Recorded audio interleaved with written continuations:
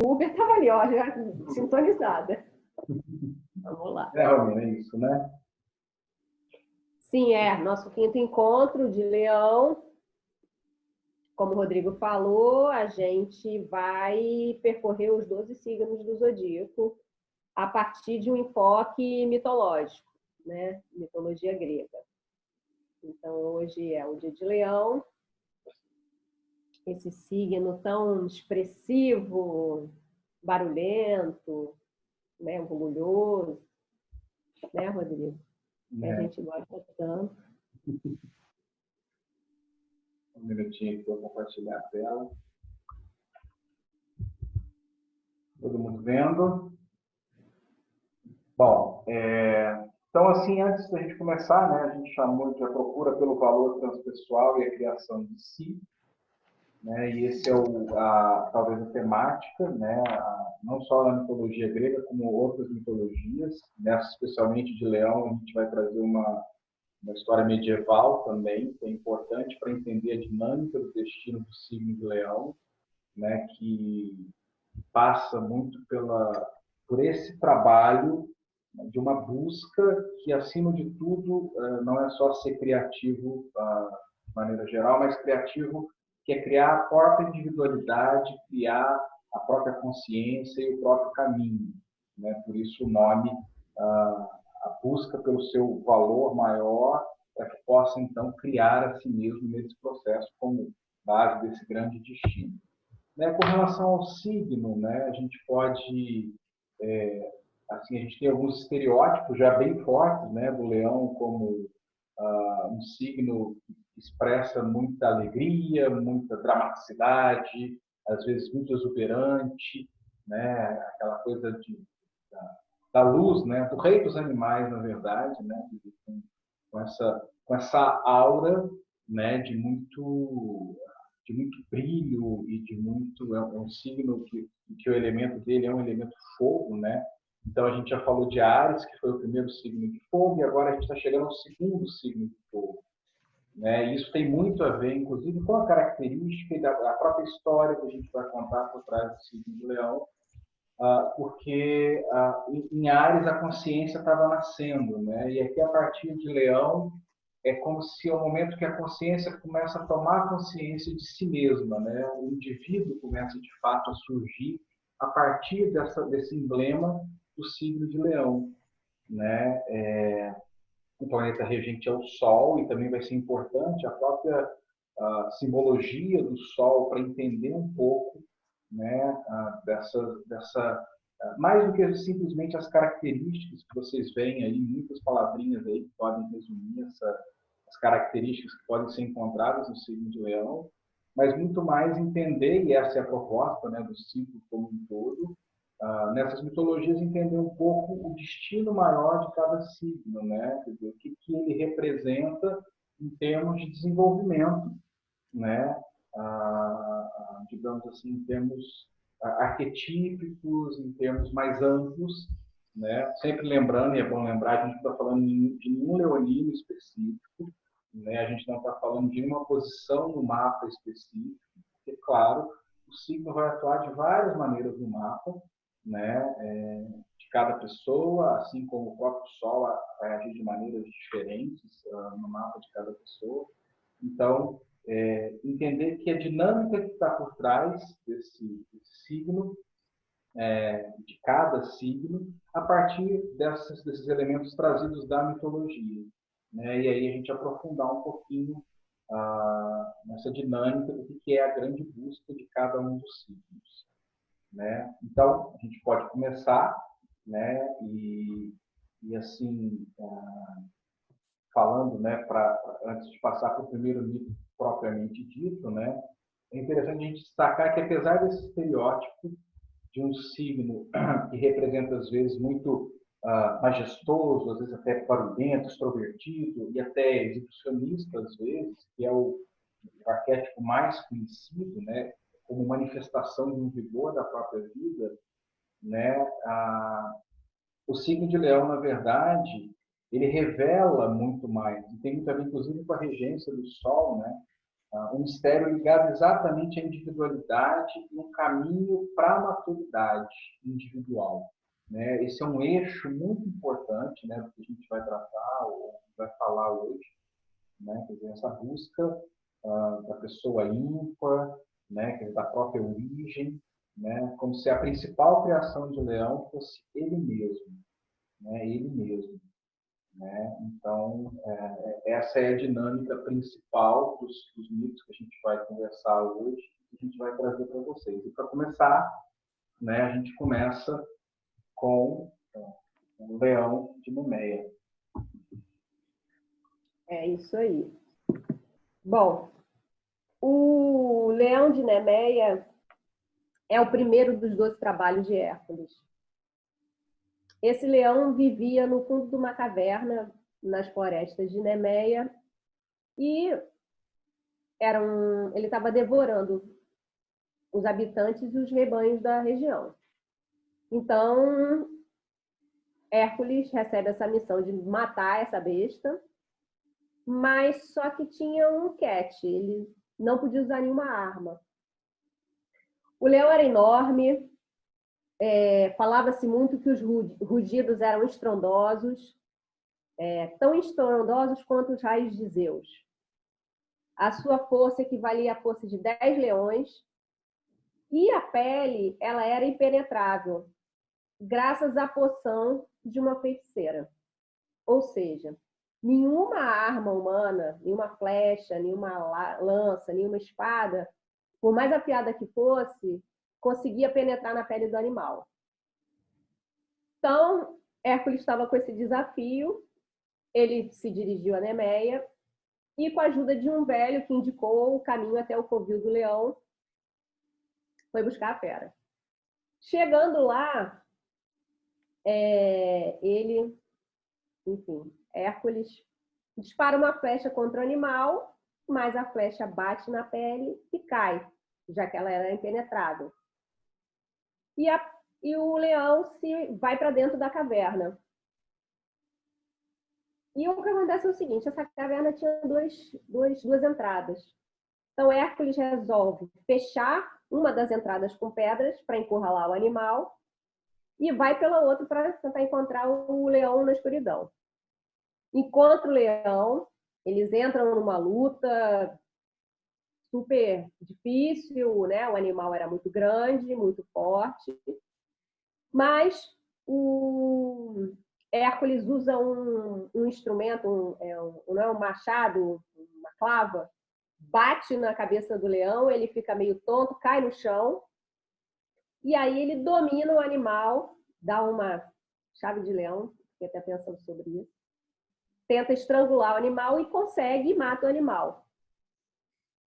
Em seguida, ele resolve esfolar o leão, arranca a pele e veste a pele do animal que ele mata. E pega a mandíbula e coloca na cabeça, transformando num elmo. Então, o que acontece? A gente já vem trabalhando nos signos anteriores histórias de heróis que precisam lutar contra bestas, né? contra animais terríveis, contra criaturas terríveis. Perdão. A gente viu isso em Ares, né? O próprio Hércules, que teve que se lutar contra a Hidra. A gente viu no mito de Touro, a luta com o Minotauro. E no Câncer, de novo, o Hércules, que acaba, né, pisoteando o caranguejo. Nesse caso, a gente tem um animal diferente, né? Que é um leão. E ser um leão é uma coisa muito importante para o mito. Porque o leão é um animal diferente do caranguejo, ele é muito mais próximo do humano. Ele, em outras culturas, na cultura egípcia, na cultura persa, ele inclusive servia de animal de estimação. Ele é um animal que atende tem um contato mais... ele é mais influenciado pelo humano, né? Ele consegue ser domado pelo humano. Então, essa batalha é uma batalha entre o ego em desenvolvimento e as suas raízes instintivas, que precisam ser domesticados para que o homem se torne individual. O que isso significa? O leão é aquele animal na natureza que a gente sabe que é muito agressivo, que tem uma questão de liderança, de domínio, de agressividade. Ele tem está muito relacionado à simbologia de descontrole, agressividade apaixonada. Então, a morte desse animal significa um controle dessas paixões. Um controle das paixões necessárias para que o homem possa assumir esse papel de líder, assim como o leão também tem um papel de líder, né, na natureza, porque ele só é possível ele governar quando ele consegue governar suas paixões. Então, assim, o leão é um animal expressivo dessa emotividade apaixonada, que precede o reconhecimento dos conteúdos inconscientes. É algo próximo da consciência, muito mais do que um caranguejo, né? A gente já está numa escalada num caminhar, né, de evolução desde Áries, e isso também é significativo. A gente começa com Áries, que é por instinto. Depois a gente passa para Touro, onde a gente ganha substância, ganha segurança, começa a entender a materialidade, né? A comida, o sustento. Depois a gente vai para Gêmeos, onde a gente começa a perceber o ambiente, se comunicar, usar a inteligência. E a gente chega no Câncer, que tem a dimensão do pertencimento, da nutrição, de uma família, está inserido num pequeno coletivo, né, pessoal? Então, a gente chega em Leão, a gente parte pela primeira vez para um entendimento do que se é. E é também muito interessante a coisa dele vestir a pele e colocar a armadura, que tem a ver com ele veste a pele indestrutível do animal, ou seja, ele está dominando a paixão, mas ele também como se ele pegasse para si a força do animal. Toda a simbologia do animal leão, toda a força, toda a indestrutibilidade dele. Coloca a mandíbula na cabeça, também é um Hércules leonino, ou seja, quer aparecer, ele quer demonstrar a conquista dele, uma coisa que também é muito particular dos leoninos, né? Eles têm assim, o ímpeto do vencer, do conquistar e do exibicionismo, né?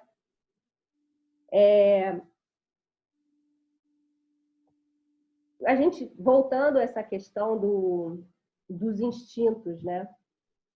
No leão, a gente sai dessa questão do puro instinto de afirmação de individualidade de Áries, que é o primeiro signo de fogo, para o segundo signo de fogo, que é o reconhecimento de si, do seu centro.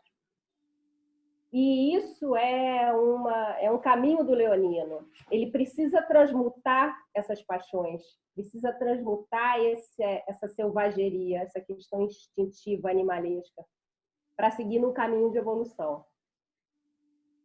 Se ele não faz isso por conta própria, ele vai ao longo da vida encontrar pessoas e situações que vão colocar ele numa situação de leão precisando ser domesticado, precisando ser domado. Isso é parte do processo evolutivo dele. Ou seja, se ele mantém um coração infantil, ferido, sempre reativo, ele vai encontrar nessas situações mais dolorosas, nessas relações mais desafiadoras, o caminho para transmutar esse seu lado animalesco. Então, assim, esse é o grande desafio. No entanto, isso aqui, né, com essa. Rodrigo agora vai falar da história do Parcival, que escolhe ele escolhe o caminho para fazer essa transmutação, que é uma outra forma.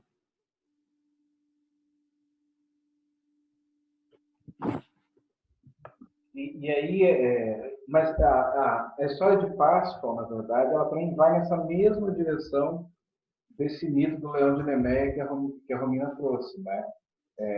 Nesse princípio mais básico de dominar esse instinto e incorporar essa força conscientemente, né? Porque o instinto sempre é o lado inconsciente, digamos assim, que é incorporado. Agora a gente traz uma outra história, que é a história de Parsifal, que ela é muito representativa desse caminho, quer dizer, esse caminho de criação da própria individualidade, né? Um caminho, de certa forma, de desenvolvimento de maturidade, né? Quer dizer, que é como se você elaborasse um pouquinho mais esse princípio básico de domar essa fera, né? Na verdade, essa história de Parsifal, a gente tem duas referências as mais antigas dessa história. No caso, Parsifal não se trata de um mito grego, ele é uma história medieval, mas que teve muita força porque ela está relacionada à história do Graal, né, que foi muito importante no contexto do desenvolvimento das cruzadas, né, e ao mesmo tempo como cálice sagrado de Cristo, e que, enfim, os estudiosos têm várias discussões a respeito disso, para qual o significado do Graal. Né? A primeira história é de um francês chamado Chrétien de Troyes, que foi escrito em 1190. E a história do Parsifal é uma das partes do conto do Graal. E temos depois, entre 1210 e 1220, e esse talvez seja o mais conhecido, um alemão chamado Wolfgang von Eschenbach escreveu propriamente Parsifal. Né? Do que trata? Na verdade, a história de Parsifal é uma história cavaleiresca, né? Quer dizer, de busca pelo Graal. Né? Então, essa história, claro que teve outras versões, enfim, tem várias discussões a respeito de variações dessa história, né? Quer dizer, são variações diferentes e basicamente do que é a história. O Parsifal era filho, né, de um cavaleiro, né, um cavaleiro da época do rei Arthur, da Távola Redonda, quer dizer, nesse contexto que surge a história de Parsifal. E Parsifal era um filho de um cavaleiro que morre, né, deixa a viúva com o Parsifal, e aí essa mãe, com medo de perder, ela perde o marido e o filho nessa dinâmica da cavalaria, ela cria o Parsifal na floresta de maneira muito religiosa e de maneira muito simplória, de modo que ele não teve muito acesso ao que era a vida no mundo. Ela quis meio que preservar, né, o Parsifal digamos, dos perigos da vida e leva ele para dentro da floresta. Né? Então, a princípio, ele não sabe qual é o destino dele. Né? E ele está lá na floresta e aquilo está meio que adormecido e ele vive ali. Algumas referências dizem que ele era meio tolo. E quando ele sai de casa, ele sai, inclusive, vestido como um bufão. Né? Que a mãe dele veste ele como um bufão para que ninguém leve ele muito a sério e ele não consiga meio que seguir. Né? Isso é até uma referência à própria história de Tétis e Aquiles, né? Essa coisa da mãe que segura. E aí, na história do Parsifal, o Parsifal vai sair em direção, assim como a Ares sai em busca do pai, também o Parsifal vai sair nessa jornada heróica, que no final acaba sendo uma jornada também em busca desse princípio masculino, né? Quer dizer, que tem a ver com a dinâmica cavalheiresca, né? E aí, o que acontece? O Parsifal, o Diego está falando aqui que não está dando para ouvir. A conexão está falhando, tá meio lenta, assim, está dando umas congeladas e a voz também. Tá, vê se melhora. Onde parou aí? Alô?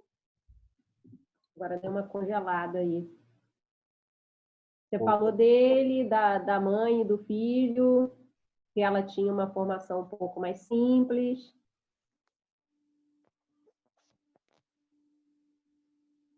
Será que travou? Tá me ouvindo? Não estou te ouvindo.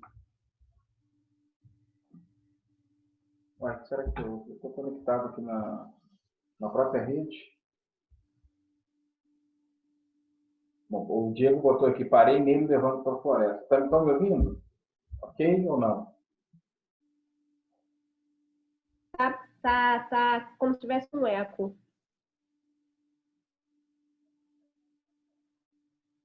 Peraí. Quando você se mexe, congela a imagem e o som. Peraí. Deixa eu parar de me mexer. Você tá pertinho do roteador?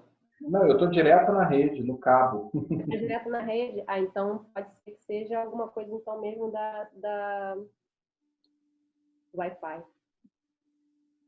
Na internet. Vamos ver se estabiliza aí.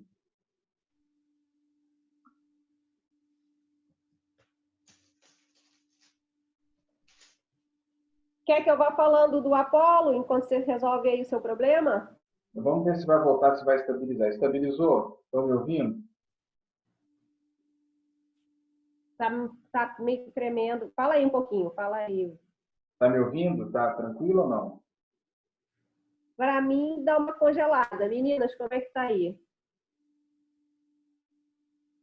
Está dando que minha banda está baixa. Qualquer movimento que você faça, te congela. Eita. No início não estava. É. Deixa eu ver se melhora. E aí? Melhorou. Melhorou? Melhorou. Melhorou. Não sei o que você fez, mas melhorou. Deixei a rede no cabo e deixei só no Wi-Fi. Ah, então é isso. Melhorou bastante. Quem diria, né? Ao contrário. Eu achei que a rede ia resolver, mas enfim. Então tá ok. Todo mundo me ouvindo? Agora tá ótimo. Tá, o contexto da obra, quando surgiu, todo mundo ok, né? Sim. Ok. Então, Pássaro foi criado, então, pela mãe na floresta e ela tentou preservá-lo, porque ela ficou viúva do pai dele, que era um cavaleiro, ligado à Távola Redonda. E aí ela tentou preservá-lo de que ele, enfim, também seguisse esse destino de cavaleiro. Então ela levou ele para a floresta, educou ele com bastante, de maneira muito religiosa, né, e de uma maneira muito simplória. Tentou ele proteger de todas as maneiras. Tanto que quando ele resolveu sair de casa, ela vestiu ele como um bufão para que as pessoas não levassem ele muito a sério e ele não fosse muito longe, né? Uma referência até àquela história de Tétis e Aquiles, né? Quer dizer, quando a mãe veste ele de mulher para poder, para que ele não fosse para a guerra de Troia e tal. Mas de qualquer maneira, o que acontece? A certa altura, Pársifo está lá andando pela floresta e ele vê alguns cavaleiros, né, vestidos com umas armaduras muito brilhantes, e ele imagina que aquilo eram anjos de Deus, né, que era muito religioso, e aquilo desperta nele o desejo de buscar o próprio destino. Né? Claro que a mãe, no primeiro momento, não quer que ele vá, mas ele faz o corte, né? Isso é sempre na mitologia de alguns signos, sempre muito presente, como era na de Câncer, por exemplo, né? Esse tipo de passagem de deixar o lugar da família, o lugar de origem, e ir em direção ao próprio destino. Então, isso é muito claro nessa história. Pársifo, então, decide que ele vai ser um cavaleiro, e ele sai, ele encontra um mentor, né? E aí a mãe dele, antes dele sair, ela diz para ele: olha, meu filho, como você não sabe muita coisa, não faça perguntas, não. Né? Não pergunte muito, fique quietinho, porque para você não passar de bobo. E ele encontrou um mentor também, algum tempo depois, que foi ajudá-lo a se desenvolver nas artes da cavalaria, e esse mentor também lhe deu essa, digamos assim, essa orientação, né? Olha, não fale demais, não incomode as pessoas para não parecer tolo. Então não pergunte nada, né? E ele, muito imaturo, muito simples, ouve aquele conselho sem sabedoria, né? O outro conselho desse mentor foi: seja compassivo com as pessoas, né? Mas ele muito animado e empolgado, né? E essa é a emotividade do leão, né? Aquela coisa assim, né, encantado com a possibilidade de se tornar um cavaleiro, enfim, com todo o brilho da cavalaria, especialmente na Idade Média, né, quer dizer, ele sai pela vida fora E aí ele tem algumas aventuras, né, quer dizer, nesse caminho, né? A primeira delas é o Cavaleiro Vermelho, que ele encontra, né, que era um cavaleiro procurado lá pela Távola Redonda, e ele acaba matando o Cavaleiro Vermelho, e coincidentemente ou não, ele veste a armadura do Cavaleiro Vermelho, né? Quer dizer, mas assim, ele matou sem saber porque estava matando, enfim, ele queria ser o grande cavaleiro, né? Quer dizer, então ele estava deslumbrado com essa coisa do brilho da cavalaria. Aí ele encontra uma moça que estava sendo dominada pelo marido, alguma coisa assim, chamada Blanchefleur, né? Quer dizer, Flor Branca, onde ele é iniciado nas artes eróticas, mas quando ele percebe que o parceiro está voltando, ele dá no pé sem falar nada, não assume responsabilidade nenhuma e vai embora, tudo representando esse símbolo dessa imaturidade que ele tinha, embora ele tivesse esse ímpeto muito corajoso, né? Quer dizer, muito animado com aquela história toda, até que ele chega na beira, num rio, né? E nesse rio tem um pescador, que na verdade é um ponto importantíssimo da história do Parsifal, que é o rei pescador, né? Quer dizer, que era um antigo cavaleiro que foi ferido nas coxas e na virilha. Isso tem um significado, né? Porque depois que ele foi ferido, todo o seu reino ficou infértil, né? Quer dizer, feriu diretamente na virilidade e a terra não produzia mais, o povo estava desanimado, e a salvação desse reino, desse rei, seria quando um cavaleiro chegasse e fizesse uma pergunta muito simples, né? Esse rei era o guardião do Graal, né? Desse cálice sagrado. A pergunta era muito simples: a quem serve o Graal? Né? Era só isso que o cavaleiro que encontrasse com esse rei deveria fazer, e aí aquela maldição acabaria e a coisa voltaria a florescer. Claro, nesse primeiro momento da história, o que acontece? O Pássaro encontra esse rei pescando, né? E assim, de repente, e tem várias versões da história, né? Uns falam que esse rei apontou o lugar do castelo, ou ele diz que depois daquele momento o castelo surgiu e aquele pescador se revelou como o Fisher King, né? O rei pescador ferido. E aí, então tem uma festa nesse castelo, e enfim chegou o cavaleiro que poderia libertar, né, aquela maldição daquela terra. Só que, claro, ele com aquele conselho sem sabedoria, de não faça pergunta nenhuma, né, quer dizer, ele teve uma grande festa em que trouxeram diante dele o Graal, ele chegou a contemplar o Graal, mas ele ficou de boca calada. Né? E aí o que acontece? Quer dizer, como ele não cumpriu o que ele tinha que fazer, uma das versões diz que ele dorme, no outro dia, quando ele acorda, o castelo está vazio, não tem mais ninguém. Outras versões dizem que o castelo desaparece e ele fica apenas assustado com o seu fracasso, porque vem uma mulher e que diz que ele tinha fracassado na missão que ele tinha. E aí, nesse ponto, né, poxa, eu contemplei o Graal e não fiz a coisa certa. É que começa o grande movimento do Parsifal, né, na direção de poder encontrar novamente, né, esse Graal. Então, aí começa a grande busca ao Graal. Né, e Parsifal começa, então, a fazer essa busca, né, enfim, né, quer dizer, ele começa a passar por várias dificuldades ou várias situações, né, quer dizer, na vida dele, que vão meio que fazer com que ele vá amadurecendo, né, quer dizer, que ele vá, de alguma forma,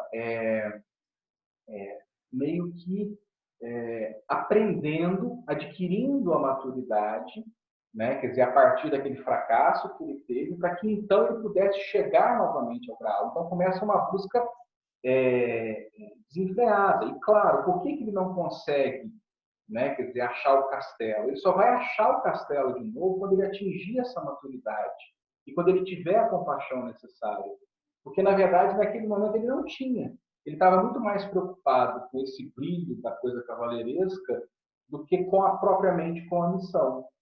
Já uma vez que ele reconhece o fracasso, né, quer dizer, ele percebe que ele é imaturo, que ele não avalia o que ele faz, ele é certamente meio que insensível, foi insensível à mãe, foi insensível ao Cavaleiro Vermelho, que ele mata simplesmente para se mostrar, a Bancheflor, que ele também deixa de qualquer jeito para lá, né, e o próprio rei do Graal, né, quer dizer, que o rei está doente, e ele nem sequer pergunta para o rei por que aquilo estava acontecendo. Então, ele não consegue reconhecer o sofrimento a ponto de ter compaixão, de ter humildade, né? Então, é uma dinâmica, né, muito do leão, né? Quer dizer, uma certa, uma ingênua falta de jeito, né? Muito característica do Parsifal, né? E aí tem um ponto interessante, né? Quer dizer, que mesmo, e aí é o brilho do leão, né? Quer dizer, mesmo sem ele ter feito nada, ele já pôde ver o Graal, né? Quer dizer, alguma coisa que é dada, né, de cara, e que a pessoa não toma posse daquilo, né? Quer dizer, então, digamos assim, são os dons naturais, a intuição que já, de alguma forma já é dado, né? Quer dizer, já faz parte, né, dele, e ele pode tomar, né? E aí, então, digamos que... E aí é interessante, porque o que acontece? Nesse caminho, então, que depois ele vai penar um bocado na vida, até de novo encontrar, né? E aí a história se desenvolve, não vou entrar em detalhes aqui, mas até que ele chega novamente, né? Encontra novamente o castelo, e aí sim, dessa vez, né, ele faz a pergunta, né, a quem serve o Graal, e nesse momento, então, né, segundo algumas das versões, se revela que, na verdade, o rei pescador, o guardião do Graal, era o seu avô, que arquetipicamente é o grande pai, não é nem o pai, digamos assim, o pai terreno, é o avô é sempre o pai maior, né, quer dizer, a figura do próprio sagrado. E aí, então, ele obviamente se reconhece como neto e dono do próprio direito de, inclusive, tutelar o castelo e a cuidar do próprio Graal. Então, essa é a conclusão da história. Mas, nesse caminho, o que acontece? Né? O que está em jogo nessa história toda e tem a ver com o que a gente falou lá desse destino de Leão, que tem a ver com a consciência, né? E que vai, inclusive, linkar com o próximo mito, ou o próximo símbolo mitológico de Leão, que é o deus Apolo, porque, na verdade, o que Parsifal tinha que fazer não era nenhum feito muito heróico. Ele tinha que fazer uma pergunta, né? Então, quando ele tem que fazer uma pergunta, isso supõe o quê? Supõe que ele tinha que refletir, que ele tinha que pensar, né? Quer dizer, a pergunta tem a ver com essa ideia da reflexão, do pensamento, da busca pelo significado. Não é simplesmente a glória pela glória, mas qual o significado? Por quê? Porque a pergunta é: a quem serve o Graal? Qual o sentido disso tudo? Né? Qual o sentido desse cálice sagrado? Que, em outras palavras, significa: qual é o grande sentido da minha vida? Né? Qual é o grande sentido do meu próprio destino? Né? Quer dizer, claro, e aí com o conselho do mentor é o quê? Tem a ver com compaixão, né? Tem a ver com essa capacidade, que aí isso a gente pode pensar na própria figura do rei e linkar com a história do Hércules, né? Quer dizer, o rei que serve só aos próprios interesses, ele vira um tirano, né? Quer dizer, já o rei que de alguma forma domina os próprios instintos, ele pode governar para o povo, né? Quer dizer, então ele tem compaixão e ele quer cuidar do povo, cuidar do seu povo. Então, esse dominar os instintos e, ao mesmo tempo, pela reflexão, entender o significado maior do destino, né? E da própria vida, e do próprio destino pessoal, acaba sendo um eixo principal, digamos, do signo de Leão, né? Como que o Graal vai ser descoberto por Parsifal? Só depois de muito aprendizado, né? Quer dizer, quando ele desenvolve esse senso de significado maior, que nada mais é do que a própria consciência, É um processo de aprendizado de maturidade que tem a ver com o próprio desenvolvimento da consciência. E aí sim ele pode ser ele mesmo, né? Quer dizer, o próprio guardião do Graal, né? No contexto, pensando nessa história, né? E aí, só para complementar, né? Essa história, né, do Parsifal tem muito a ver com esse movimento, né? Quer dizer, que esse caminho ou essa jornada é uma jornada em direção a entender o sentido maior, a tomar consciência de si, vencendo, né? Quer dizer, o próprio deslumbramento, a própria ingenuidade, o próprio deslumbramento com as próprias artes da cavalaria, indo em direção a um sentido maior, cujo eixo é a própria compaixão, né? Quer dizer, então é se redescobrir a si mesmo, né? Quer dizer, embora no primeiro momento tenha de cara, né? Quer dizer, de cara essa possibilidade de ver o Graal, como acontece na história, é preciso, ele não tem a maturidade para isso. Só depois de um trabalho de consciência, de reflexão, né? E obviamente de tomar muita pancada da vida, e aí é um momento da história em que ele vai ter vários desafios ou várias dificuldades que ele vai viver até poder encontrar o Graal novamente, né? Quer dizer, então o que está em jogo aqui é exatamente isso. Ele só pode ser quem ele é de fato depois que ele descobre a si mesmo. Então, por isso que o signo de Leão, o destino por trás do signo Leão, é esse caminho de criar a si mesmo, o sentido transpessoal da própria vida, né? Quer dizer, do próprio ser, que está para além dele mesmo, do autocentramento. Né? Vi até que o Diego acho que comentou ali, superar o autocentramento é exatamente isso, né? Talvez o primeiro passo seja autocentrado e a partir do segundo momento ele sai do autocentramento e ele pode ver de maneira mais ampla, né? A Alice Green chega a dizer que inclusive é um significado de encontro com o religioso, religioso no sentido amplo da palavra, né? Quer dizer, com a própria dimensão do sagrado, né? Quer dizer, o próprio Graal é um símbolo, né, dessa sacralidade, como um objeto sagrado dentro da própria religião cristã. Né? No contexto medieval, a gente está falando de um contexto totalmente cristão. Né? E que mais que eu posso só complementar aqui? Né? Uma coisa interessante, né, assim, que a gente pode pensar, né, quer dizer, é como que tanto lá em Áries quanto também em Leão tem essa busca pelo pai pessoal, embora de maneiras diferentes, há um caminho em direção a esse princípio do masculino que deve se afirmar de uma maneira diferente, né? E é esse o caminho que Parsifal faz, né? Quer dizer, e claro, a partir de uma ausência inicial do pai, né? Quer dizer, um pai ausente de alguma forma, não esteve presente no início da história do Parsifal, e ele vai em busca disso.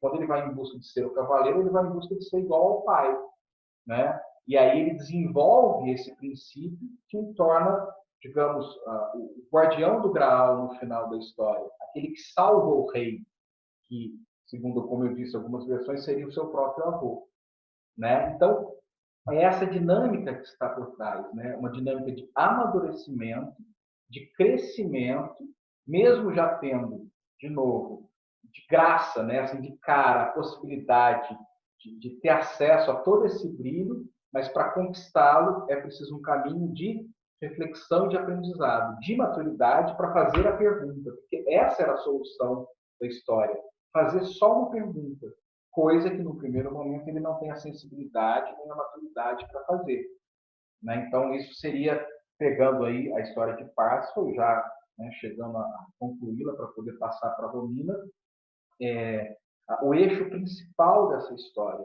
né? Tipo assim, esse eixo do desenvolvimento da maturidade, né? Quer dizer, e o encontro com a própria consciência como solução, né? Quer dizer, para ser quem se é, né? Na verdade, dizendo de outras palavras, é isso que está em jogo, né? E é isso que está por trás do próprio destino do signo, né, de Leão. Então, agora eu vou passar para a Romina para ela continuar, porque tem mais uma historinha e mais algumas coisas importantes relacionadas ao signo de Leão para complementar esse raciocínio aí. Seguindo aí com o Leão, a gente vai falar do Sol, né, que é o regente de Leão, a partir do mito de Apolo, que é a representação do Sol, né? É uma divindade que representa a harmonia, o belo, a cura, a purificação, o domínio das artes mais voltado para a música e para a poesia, a ordem, né? A beleza e a ordem, a harmonia, todas relacionadas, né? Essa integração com a ordem natural cósmica, a ordem da natureza. Então, Apolo é o deus do Sol. Ele é uma divindade cujo santuário lá em Delfos tinha talhado tem talhado em pedra o seguinte aforismo: conhece-te a ti mesmo. O que é esse conhece-te a ti mesmo? Seguindo muito o que o Rodrigo falou do Parzival. É um olhar para dentro, né? Lançar luz sobre um conteúdo inconsciente para que o indivíduo se torne íntegro, né? Ele é como se fizesse uma limpeza, como se você quebrasse uma maldição, né? A Liz Green fala muito sobre isso. E Apolo é uma imagem do poder da consciência. E ele quebra a maldição e purifica o impuro, libertando a pessoa das barreiras sobrenaturais surgidas no escuro do mundo inconsciente. Então, o Apolo surge como um veículo para a realização. O Apolo, né, o Sol, é um veículo de Deus para a realização. Deus no sentido do divino, né? Para a realização humana. Para ele que as pessoas oram em busca de um esclarecimento, de uma visão clara. Porque, como diz, né, a sua flecha penetra até o mais sombrio dos problemas. E a música aquieta o coração confuso e agitado. Se vocês pensarem em todas as esculturas, a gente colocou aí uma escultura de Apolo, né, com a harpa, e é aquela harpa que ele ganhou de Hermes, e ele se tornou, né, o deus da música, o patrono da música. Ele sempre aparece muito bonito, com um corpo escultural, proporções perfeitas, muito harmônico. E esse sentido físico dele tem uma dimensão mais profunda, mais simbólica, que é na representação dessa harmonia com o quê? Com o cosmos. Ele, como representação do Sol, ele é aquele que confere luz interior, ele é o trazedor de luz, para que a gente possa mergulhar dentro de si e descobrir e fazer essa integração, se desvendar, né? Por isso, conhece-te a ti mesmo. É uma questão de uma chamada para reflexão, uma chamada para um olhar para dentro, né? Entendendo e compreendendo você como indivíduo. O símbolo do Apolo busca dentro da gente algo fundamental, essa identidade, esse senso nosso de destino pessoal. Ele, no mapa, o Sol, que é o regente de Leão, ele representa a nossa identidade central, indestrutível. E é em torno dela em torno dessa identidade que vão gravitar todos os outros planetas do mapa. Eles servem ao Sol. Para quê? Para que a gente possa viver a integralidade, essa beleza que é essa nossa identidade única e pessoal. E cada uma tem uma, e nesse sentido, cada uma tem uma representação, tem uma energia traz algo único, né? Original. O Sol é o grande conciliador de conflito. Ele, dentro do mapa, faz os planetas trabalharem para ele, para a realização do destino pessoal da pessoa. Ele é o sentido do self, né? Ele funciona como uma cola que mantém os planetas do mapa. É isso, num grande time, trabalhando juntos. Para quê? Para que ele possa se expressar, para que ele faz uma mediação para conciliar, para mediar, inclusive resolver os conflitos que vão aparecer ao longo da vida, que estão lá no mapa, através dos aspectos. No mapa, a casa 5 é regida pelo signo de Leão, tradicionalmente, né, e pelo Sol. Essa é a casa da inspiração artística, né? Apolo é o deus patrono da criação, mas mais num sentido, não no sentido do artista. O artista tá, às vezes até aparece mais em mapas de pessoas cancerianas, geminianas. Ele está no sentido de criação artística numa perspectiva solar, ou seja, é algo altamente individual que surge dentro do ser e que reflete essa conexão única que cada um tem com a fonte de vida, da vida.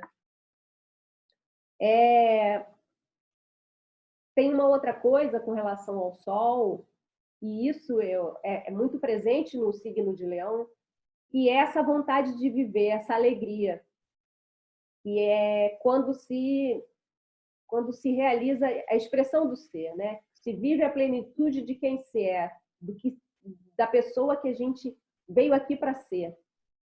Ele está associado no mapa com essa inspiração artística, com essa coisa da criação pessoal. Por isso que é uma casa de criação de filhos, mas não só de filhos. Qualquer coisa que nós coloquemos no mundo, que a gente dê vida, que nasça da gente. E por isso também da criação artística, né? Do que brota da gente. Mas não necessariamente só de artista. Qualquer coisa que a gente coloque no mundo, que a gente dê vida. E essa vontade de viver do Sol no mapa tem o sentido da gente manter uma conexão com algo maior que a gente, onde a gente se torna uno. O Sol, ele funciona como um veículo para essa conexão com algo maior, para que a gente possa estar em harmonia com o todo e encontrar um sentido na vida. E se a gente pensar isso também, o Sol, para a gente funcionar assim como funciona o Sol e o nosso sistema solar. Ou seja, é uma definição, quando a gente fala dessa criatividade individual, a gente está falando de uma essência única, que cada um tem, diferente de qualquer outra pessoa, e que tem seu próprio destino e contribuição única e pessoal para fazer a vida, para transformar, para dar sua contribuição para um mundo melhor. E essa ordem, essa harmonia, muito representativa do Sol e do Apolo, tem a ver também com a questão, né, como eu falei, do astro, do Sol, de como dessa ordem cósmica, do sentido dos planetas gravitando, e de tudo isso, e toda a ordem que isso confere à Terra, nos dá as estações, nos dá os ciclos da natureza. Ou seja, tudo isso está relacionado ao Sol e também personificado no Apolo. Talvez a questão para o Leão seja descobrir, a questão primordial do Leão seja descobrir o significado de ser um indivíduo, ou seja, de ser essa pessoa única, quem eu sou, de olhar para dentro. E por isso a caminhada do Parzival, ou seja, de fazer as perguntas, de ter a questão reflexiva, de se descobrir quem é, para que se possa viver na plenitude. tem esse brilho, né, de quando a gente está aqui sendo quem a gente tem que ser, que é muito característico do leão. Quando a gente não vive o nosso sol, quando a gente não honra o nosso sol no mapa, a gente adoece. E para Apolo, num conceito, né, apolíneo, a doença é o quê? A doença é quando a gente está em desarmonia com a ordem, com a natureza, com a ordem cósmica. É isso que é adoecer. Né? Quando a gente não honra o sol, é porque a gente está em desarmonia. Então, de novo, a gente vê esse conceito do Apolo muito forte, da harmonia no sentido de integração com a natureza, integração com a ordem. Então, essa questão de descobrir o seu significado de ser indivíduo, ou seja, esse processo de individuação, esse processo de descobrimento de quem se é, talvez seja a maior preocupação do leonino.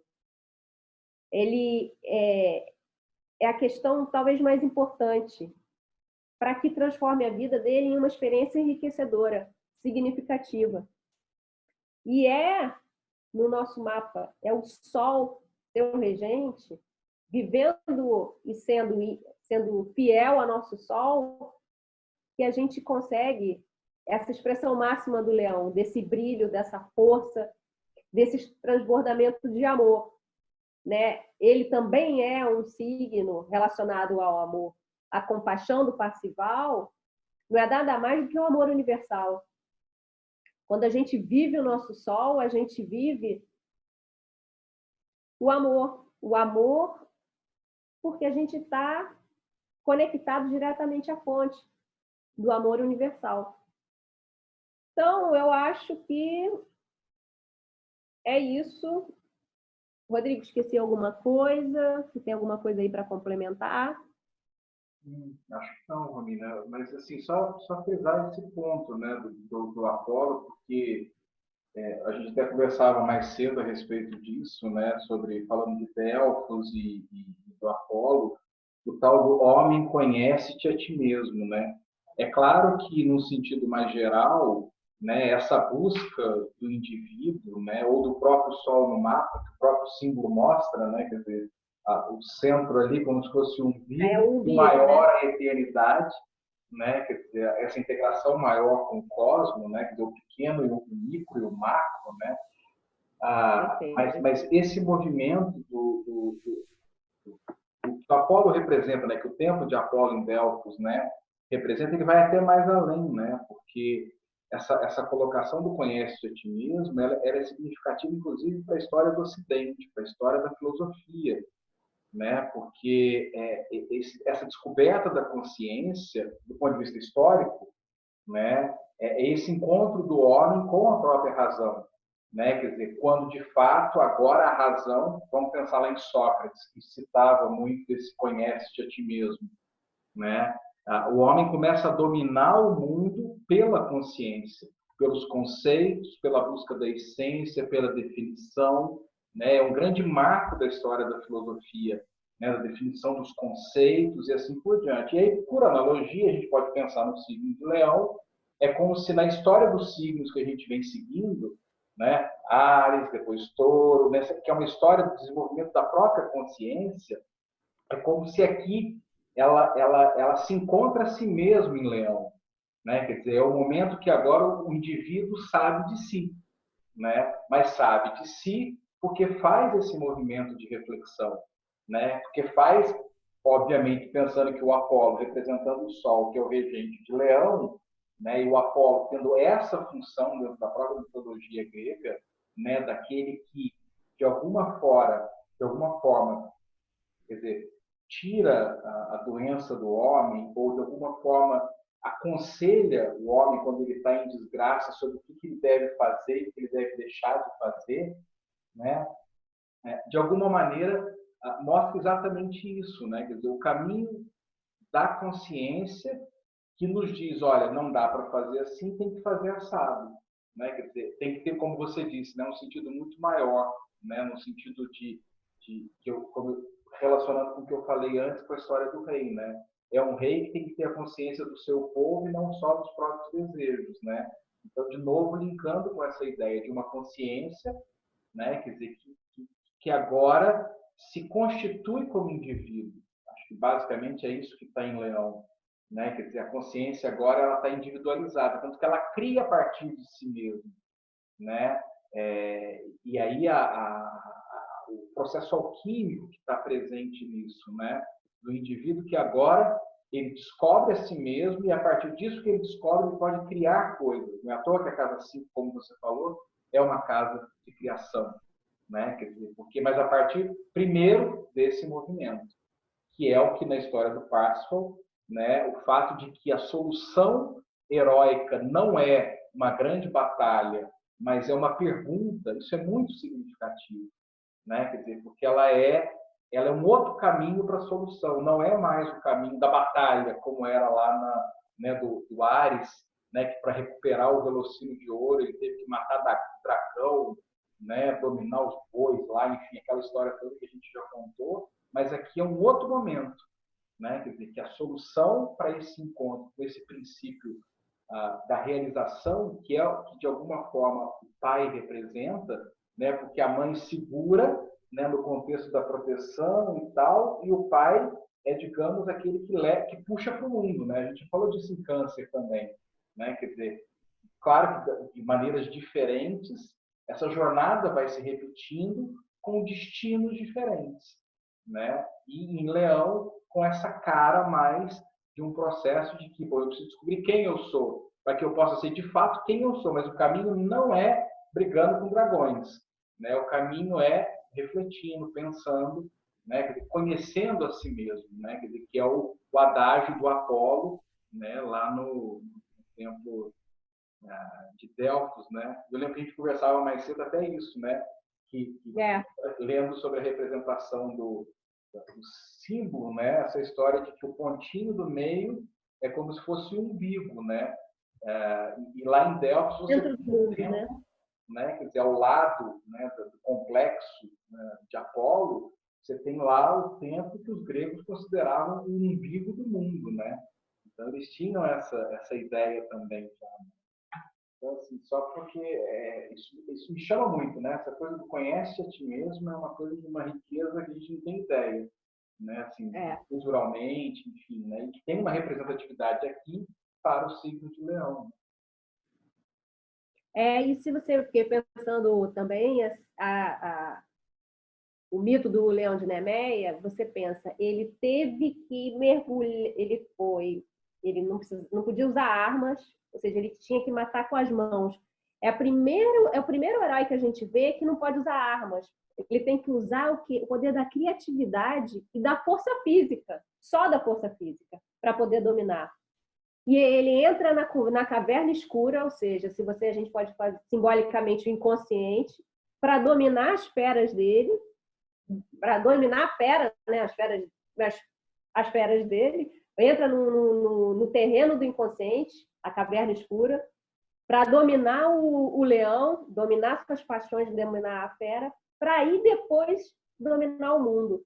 E se você pensar também no primeiro mito, que é o de Leão de Nemeia, é um leão menos evoluído, porque ele ainda precisa ir para a questão física, né? O combate ainda é na batalha física. O Parsifal já é um leão mais evoluído, porque a questão dele era uma questão de tomada de consciência, né? As formas, assim como são graus de evolução diferentes, né? E até você chegar nele depois da tomada de consciência, que é um olhar para dentro e também uma questão do que a gente falou, né, do racional, ele vai para um terceiro nível de evolução, que é quando ele se reconhece como essa parte individual e única, mas que faz parte de um todo maior, né? É expressão de algo maior, como o símbolo do sol, né? Que é o umbigo, que é o ser, e a coisa maior que é o círculo da vida, né? Que é a própria pergunta, né? A Divina aponta nessa direção, né? Que é perguntar a história da pergunta, né? Qual o significado, né? Quer dizer, quando você faz essa pergunta, qual é o significado do próprio Graal, por exemplo, você está perguntando por algo maior, né? E essa pergunta por algo maior é essa conexão, né? De algo muito maior nesse processo de criar a si mesmo, né? Com certeza. E o grau também como simbolicamente fonte da vida, né? Ou seja, é também um encontro dele com a fonte da vida, né? Sim.